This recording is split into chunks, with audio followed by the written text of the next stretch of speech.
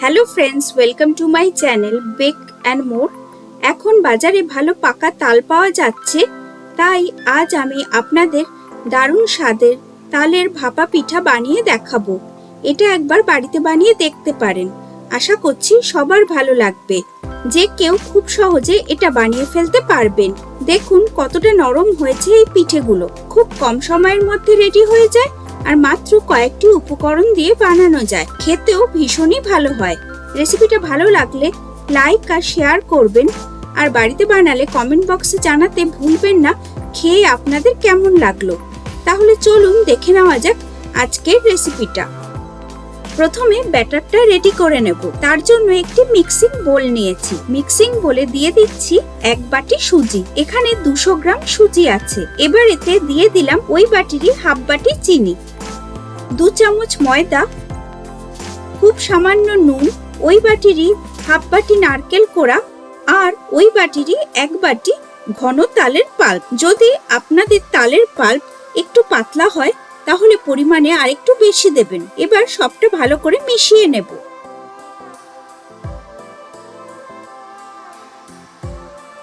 এবার এতে ওই বাটিরই 1 বাটি দুধ দিলাম, তবে দুধটা সব একবারে ঢেলে দেব না, অল্প অল্প করে দুধ দিয়ে পুরোটা ভালো করে মিক্স করে নেব।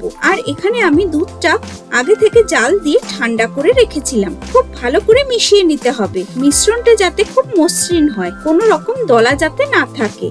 আপনারা যে বাটি বা কাপ মেপে সুজি নেবেন সেটা দিয়ে বাকি উপকরণগুলো নেবেন। পুরোটা ভালো করে মেশানো হয়ে গেছে। এবার ঢাকা চাপা দিয়ে 10 থেকে 15 মিনিটের জন্য রেখে দেব। অন্যদিকে আমি এখানে কয়েকটা স্টিলের বাটি নিয়েছি। আপনাদের কাছে যেরকম বাটি আছে আপনারা তাতেই পিঠাটা বানাতে পারেন। এবার প্রত্যেকটা বাটিতে আমি অল্প সাদা তেল ঢেলে দিচ্ছি। খুব সামান্যই সাদা তেল দিতে হবে। এবার সাদা তেল ব্রাশ করে নেব। 10 মিনিট পরে আবারও আমি সবটা ভালো করে মিশিয়ে নিচ্ছি। চিনিটা ভালোভাবে গলে গেছে। এবার এতে 1 চামচ ঘি দিলাম, তবে আপনারা চাইলে তেলও দিতে পারেন, তবে ঘি দিলে পিঠের গন্ধটা ভালো হয়। এবার এতে 1 প্যাকেট ইনো দিলাম, পুরো প্যাকেটটাই ঢেলে দিয়েছি। সবটা ভালো করে মিশিয়ে নিলাম। প্রায় 1 মিনিট ধরে আমি ব্যাটারটাকে ভালোভাবে মিক্স করে নিয়েছি। ব্যাটারটা আমার তৈরি হয়ে গেছে। এবার পিঠেগুলো বানিয়ে নেব। এবার অল্প অল্প করে ব্যাটার নিয়ে আমি আগে থেকে তৈরি করে রাখা স্টিলের বাটিতে ঢেলে দিলাম।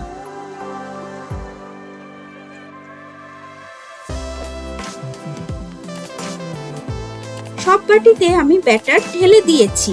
এই পরিমাণ ব্যাটার দিয়ে আমার 5টা বাটি রেডি হয়েছে। এবার আমি হালকা করে বাটিগুলোকে ট্যাপ করে নিচ্ছি। এর উপর দিয়ে আমি অল্প নারকেল কোড়া ছড়িয়ে দিলাম। এবার একটা করে কিশমিশ দিয়ে আমি পিঠেগুলোকে সাজিয়ে দিলাম। এতে পিঠেগুলো দেখতে যেমন ভালো লাগবে, খেতেও তেমনই সুস্বাদু লাগবে। এবার পিঠেগুলো ভাপিয়ে নেব। তার জন্য একটি কড়াতে কিছুটা পরিমাণ জল নিয়ে হাই ফ্লেমে রেখে জলটাকে খুব ভালো করে গরম করে নিয়েছিলাম। এবার একটি ছিদ্রযুক্ত পাত্র কড়াইয়ের উপরে রেখে দিলাম। এবার এর উপরে স্টিলের বাটিগুলোকে বসিয়ে দিলাম। ঢাকা চাপা দিয়ে ফ্লেমটাকে মিডিয়ামে করে 15 মিনিটের জন্য ভাপিয়ে নেব। আর ঢাকনার যে ছিদ্রটা আছে তা আমি বন্ধ করে দিয়েছি। 15 মিনিট বাদে দেখুন ভাপা পিঠেগুলো একদম তৈরি হয়ে গেছে। এবার একটি কাঠি দিয়ে চেক করে নেব। দেখুন কাঠির গায়ে কিছু লেগে নেই, তার মানে পিঠেটা খুব ভালোভাবে তৈরি হয়ে গেছে। এবার পিঠেগুলো আমি সরিয়ে নেব।